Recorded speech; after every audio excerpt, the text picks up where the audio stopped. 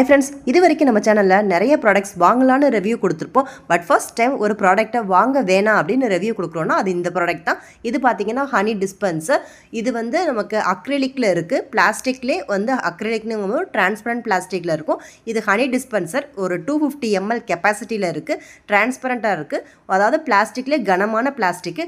On off லிவரோட அட்ஜஸ்டபிளாக வருது. நம்ம press பண்ணால் ரிலீஸ் ஆகிற மாதிரி கீழே ஒரு ஸ்டாண்டை கொடுத்துருக்காங்க. அதுக்கப்புறம் பார்த்திங்கன்னா ஒரு ஸ்டாப்பர் கொடுத்துருக்காங்க லீக் ஆகாமல் இருக்கிறதுக்கு.